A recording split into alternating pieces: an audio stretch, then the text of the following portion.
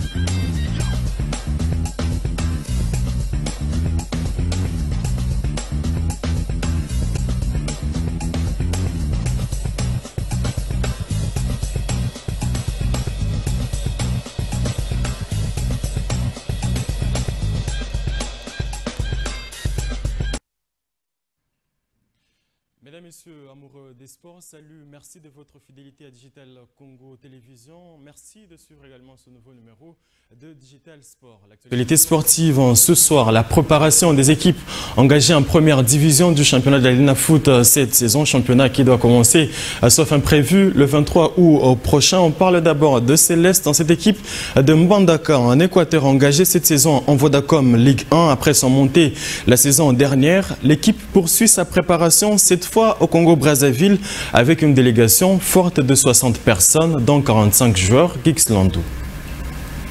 Arrivé à Brazzaville le mercredi dernier, Céleste de Mbandaka voudrait se mettre dans des conditions idéales pour une bonne participation au championnat national. Sous l'impulsion du président du club, Christelle Mokwa, c'est un groupe de 60 personnes dont 45 joueurs anciens à Kintele, au Congo-Brazzaville pour la préparation de la saison 2023-2024. L'entraîneur Ikigoma, déjà au travail sur terrain, reste confiant. Nous sommes là pour nous préparer parce que tout simplement les championnats s'annoncent très difficile pour la saison prochaine et nous nous sommes dit pour mieux préparer les championnats, autant vraiment se mettre la paire à côté, se cacher un peu, travailler dans la quiétude. Déjà demain on joue contre l'équipe de Otoyo, l'équipe qui se prépare pour jouer une finale d'ici quelques jours. Et après Otoyo, il y a d'autres équipes qui nous ont sollicité.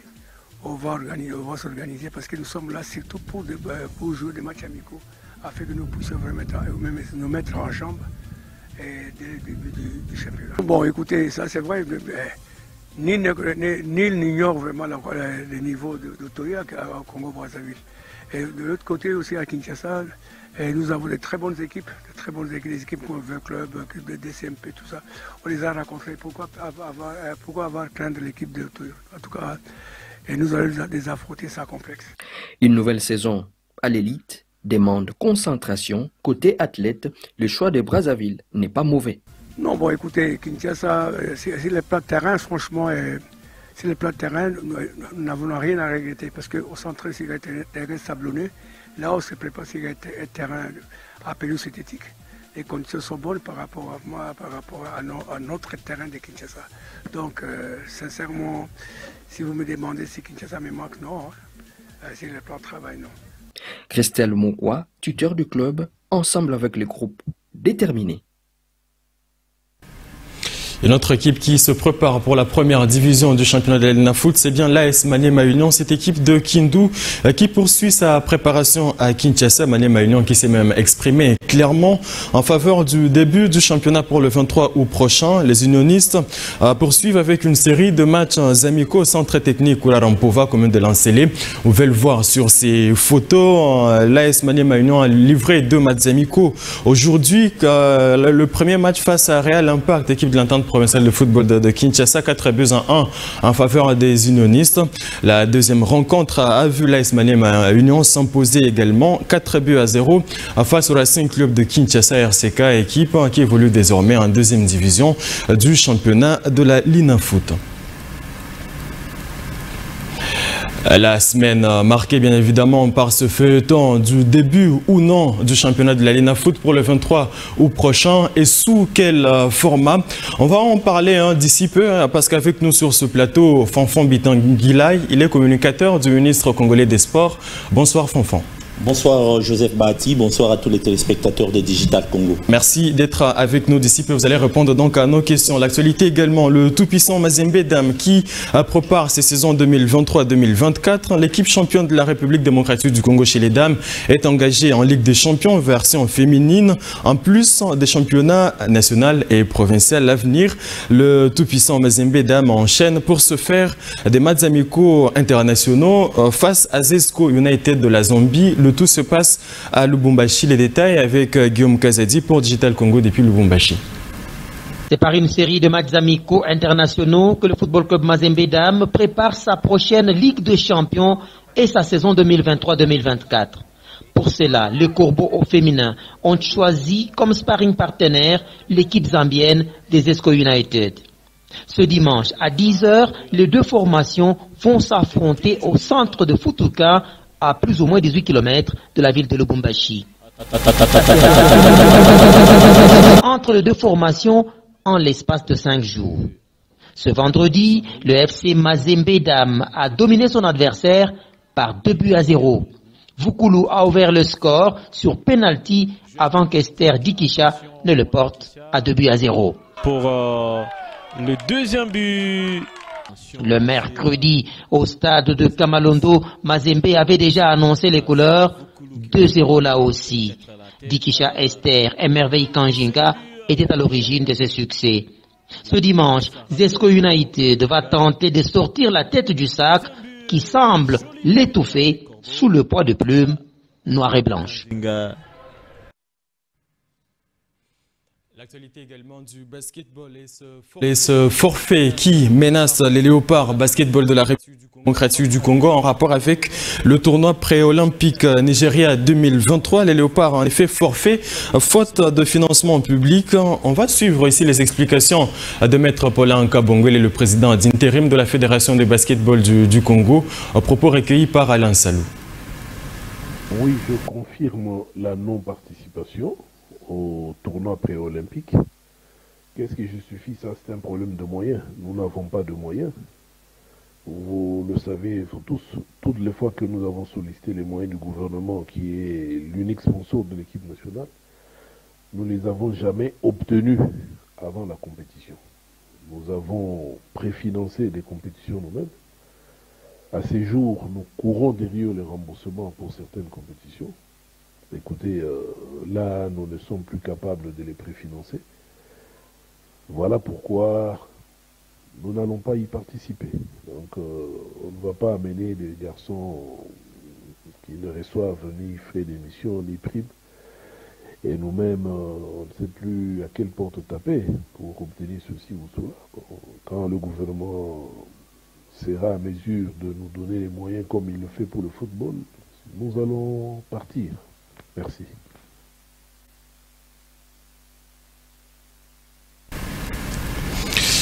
Karaté à présent revenu au pays après leur participation au championnat d'Afrique des Nations. Moisson intéressante pour ces léopards. 14 médailles au total. L'accompagnement de l'État a plaidé par Étienne Eradi, président de la fédération, qui a conduit ce groupe sur place en Afrique du Sud. Suivez ce reportage de Gixland.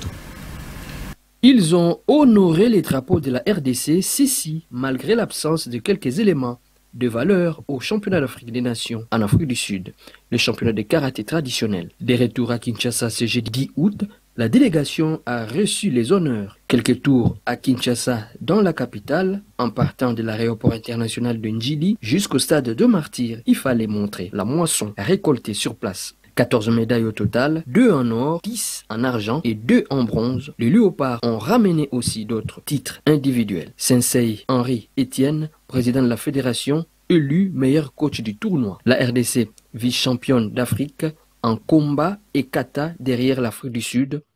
Et Sensei Eradi Etienne Ngoy a remporté la médaille d'or en kata. La compétition s'est bien passée parce qu'au moment où je vous parle, je suis l'homme le plus heureux. J'ai ramené au pays 10 médailles d'argent, 2 médailles d'or, 2 médailles de bronze et j'ai amené la coupe du meilleur entraîneur, du meilleur manager de l'équipe de toute l'Afrique. Et la République démocratique du Congo a fini 2e en combat toutes catégories en équipe et on a fini deuxième en kata équipe derrière l'Afrique du Sud, pays organisateur. Avec des moyens limités avant le départ, occasion pour le numéro 1 d'interpeller le pouvoir. Ça me fait très mal, d'où mon interpellation, de demander au chef de l'État de se pencher à voir quelles sont les fédérations. Toutes les fédérations peuvent avoir la même chance pour être soutenues par l'État congolais. Mais cette coupe ici, je l'ai dit de tout mon cœur, je vais la remettre dans les mains du chef de l'État qui est le premier sportif de la République démocratique du Congo. Place au rendez-vous de 2025 avec des ambitions. C'est cette page noire dans ce journal des sports. C'est ce dimanche en effet que le corps de Andy Magloire Foutila sera mis en terre. Son corps est exposé à l'instant même. Cet homme de renom dans le football de la République démocratique du Congo, passé par principaux clubs du pays, en staff d'équipe nationale aussi, il y a peu entraîneur adjoint du tout-puissant Mazembe. C'est depuis le mois dernier qu'il nous a quittés. Donc, le programme prévoit notamment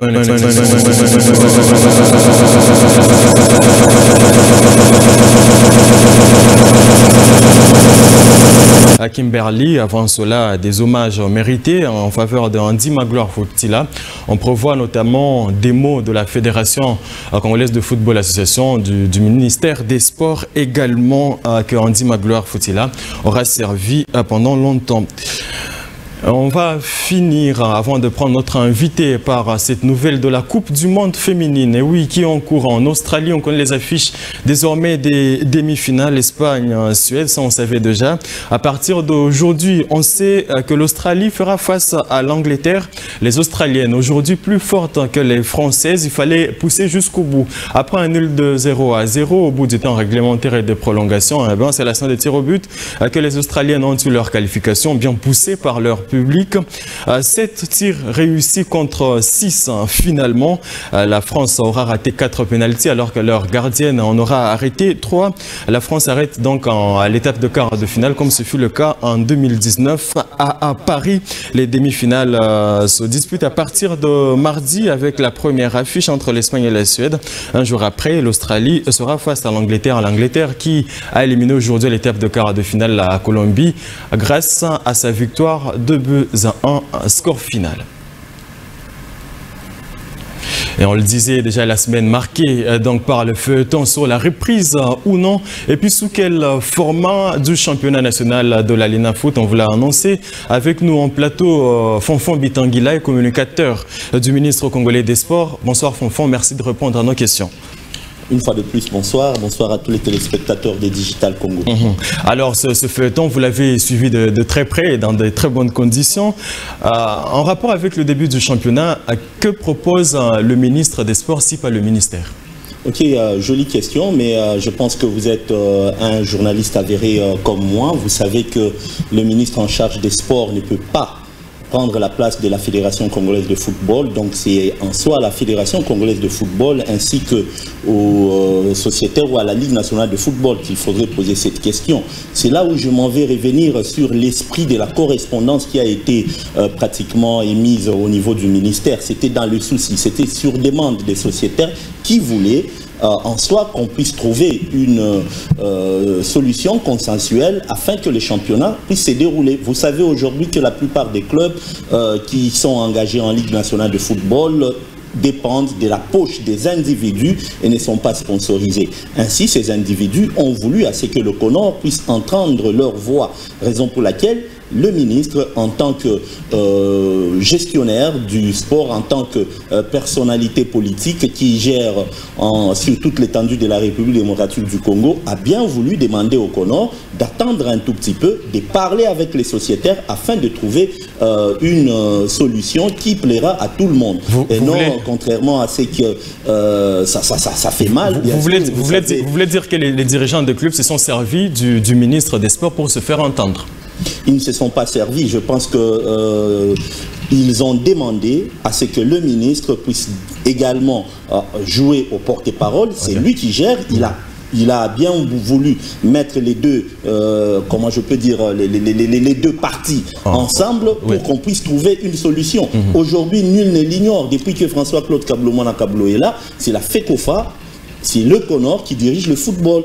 Et ça se passe très bien, dans de bonnes conditions, sur un terrain d'entente. Et c'est la raison pour laquelle vous avez vu même que le CONOR a accepté très sportivement à ce qu'ils puissent se mettre au même diapason que les clubs. Mais vous avez compris au terme de tout ce qu'il y a eu comme tractation que certains clubs n'étaient pas du tout en odeur de sainteté avec le comité de la DEFCO. Ce qui fait qu'aujourd'hui, il y a des clubs comme entre autres les clubs que vous aimez bien. J'ai vu Maniema Union et Céleste qui, pour eux, pensent que c'est mieux, par exemple, Mazembe, Bazano et autres, que les championnats commencent le 23. Voilà, ils sont nombreux et de plus en plus, on sent que c'est du côté de la DEFCO qui a une fébrilité et c'est quand il est en train de se désintégrer, de s'effriter en faveur du CONOR. Alors justement, donc, le ministère n'a rien à s'ingérer là-bas et c'est pratiquement l'un des mots que le ministre en charge des sports a pu adresser lors de la première réunion. Mes condoléances à lui avant qu'il ne s'envole pour Lubumbashi où il est allé enterrer son frère aîné, un grand fanatique de Lupopo, et donc nous présentons également les condoléances à toute la famille footballistique de Lupopo. Eh bien, il leur a demandé que son souci, c'est de voir le championnat démarrer avant la fin du mois. Alors dites-nous, c'est quoi la situation présentement? La situation. Est-ce que le championnat démarre le 23 août? En fait, c'est une question, une fois de plus, Joseph Bahati, que j'aimerais que vous puissiez la transmettre à la Fédération congolaise de football, qui gère le football sur toute l'étendue de la République démocratique du Congo. Ce n'est pas au ministère de répondre à ces. Le ministère, son souci, je l'ai dit, c'est de voir les championnats se jouer.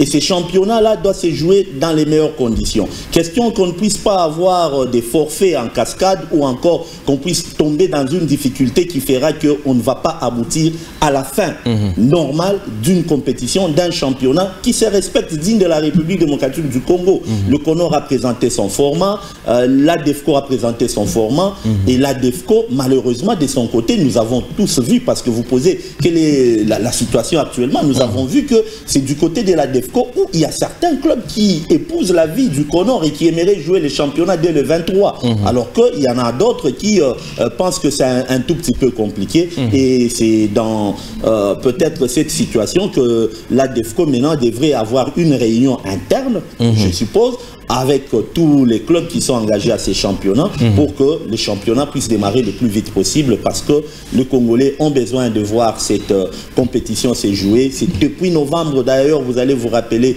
que les championnats ne se jouent pas plus de 8 mois, et aujourd'hui il faudrait que ces clubs puissent revenir rapidement. Il y a ceux-là qui sont engagés en interclub, 3 d'ailleurs au lieu des 4, ce qui fait que Lupopo aujourd'hui, qui est en Zambie, Maniema du côté pratiquement de Kinshasa, Mazembe qui est en train de se préparer également de son côté. On aimerait bien voir ces clubs déjà, parce qu'une compétition se prépare par une autre compétition, mais disait feu Andy Magloire Foutila. Donc la Champions League, la Coupe de la Confédération, se prépare au travers la Ligue nationale de football, qui doit se jouer dans les meilleures conditions et le plus tôt possible. Voilà le souci du ministre en charge des sports. Alors, parce que les téléspectateurs ont besoin de comprendre, on va atterrir. Il y a eu réunion le mercredi dernier. Il n'y a pas une réunion qui a pratiquement couché d'une souris, on peut le dire comme cela, parce qu'il n'y a pas eu d'issue. Le jeudi, par la suite, le comité de normalisation n'a pas répondu à l'invitation, c'est-à-dire à jouer à la politique de chaises vides. Est-ce qu'on va classer désormais ce dossier? Est-ce qu'on peut dire qu'il est clos et que désormais il n'y a plus de débat autour de la reprise du championnat? C'est le CONOR qui a demandé à ce qu'il puisse y avoir une réunion le jeudi, et le CONOR a jugé bon qu'en étant sur place, ça n'avancerait à rien. Il a présenté son mémorandum et ça a été lu au vu et au su de tout le monde, et il a demandé à ce que les clubs aillent réfléchir sur ce que lui a proposé et lui revenir avec une décision, question qu'on puisse aller de la fin. Alors justement, la dernière question peut-être, le championnat de saison dernière n'a pas connu de fin normale. Le championnat par la suite a même été annulé par le comité de normalisation. Il se dit qu'il y a une somme d'argent qui avait été déboursée pour la poursuite du championnat, mais une somme qui n'a pas été utilisée jusqu'à présent. Et pour la saison qui commence, le gouvernement ne s'est pas prononcé clairement qu'il allait financer le championnat. Est-ce que vous savez quelque chose là-dessus? Est-ce que le gouvernement est partant pour prendre en charge les clubs pour la saison qui commence? Le gouvernement est prêt à soutenir toutes les disciplines sportives, entre autres le football. Je ne trouve pas que le gouvernement ne sera pas à mesure de soutenir. Je dis bien le sport, je ne parle pas des clubs parce qu'aujourd'hui, je tiens à vous informer, il y a la Coupe du Congo qui va se jouer bientôt. Il y a également la question c'est la Coupe du... Je suis en train ma question c'est sur les clubs engagés en première division, on n'a pas tout le temps. Justement, c'est ce que j'ai dit, le gouvernement est prêt à soutenir le football congolais en général et il faudrait qu'il puisse y avoir d'abord une solution consensuelle et c'est par cette solution que le gouvernement maintenant saura qu'est-ce qu'il pourra faire à hauteur des combien et est-ce qu'il faudrait toujours un soutien financier, le soutien peut être également matériel et pourquoi pas moral. Décision consensuelle, c'est-à-dire que le club et le CONOR puissent avoir un seul mot. Alors quand on sait voir que les clubs se prononcent en masse en faveur du début du championnat pour le 23 août prochain, eh ben, ça a l'impression que... C'est ce que je vous ai dit tantôt. Là, vous êtes en train de me rejoindre. Je vous ai dit qu'on sent que... Non, moi je ne bouge pas, moi je pose des questions. Je sens que vous avez vu que la majorité des clubs sont en train d'épouser, d'approuver la formule ou le format du CONOR. Et donc, après avoir fait des études, le gouvernement ou encore les ministres pourraient également demander aux clubs qui aimeraient peut-être résister de rejoindre la voie de la majorité et la voie également de la raison. Et pour finir, c'est depuis juillet que le calendrier avait été publié par la commission de gestion du championnat de l'ENAFOOT. Pourquoi avoir attendu si longtemps pour réveiller ce dossier en rapport avec le format? Justement, je l'ai dit tantôt à Joseph Bahati. Il s'est fait que lorsque le calendrier est sorti, les clubs l'ont reçu, ils sont allés à maquis pour réfléchir dessus et malheureusement, l'image que peut-être certains des dirigeants au niveau de la DEFCO donnaient de l'ensemble des clubs n'était pas celle réelle. Et ce qui fait que, question de trouver une bonne solution, une bonne issue pour que les championnats se déroulent. C'est la raison pour laquelle il y a eu cette réaction qui n'interdisait pas le démarrage du championnat, mais plutôt à ce qu'on puisse bien réfléchir pour que ce démarrage puisse se dérouler dans les meilleures conditions et que les championnats puissent se terminer et se jouer tel que les Congolais et la plupart des supporters sont en train de chercher de voir ces championnats. D'accord. Merci beaucoup Fafan Vitangila et merci d'avoir répondu à nos questions. Je rappelle, vous êtes communicateur du ministre congolais des Sports, Claude François Kabulo Omwana Kabulo. Merci d'avoir répondu à nos questions. C'était un plaisir. On espère que ce n'est pas la dernière fois. Je vous en prie. Nous sommes donc arrivés, mesdames et messieurs, à la fin de ce numéro de Digital Sport. Infiniment merci à vous de l'avoir suivi. Passez un agréable week-end en compagnie de nos programmes. Au revoir.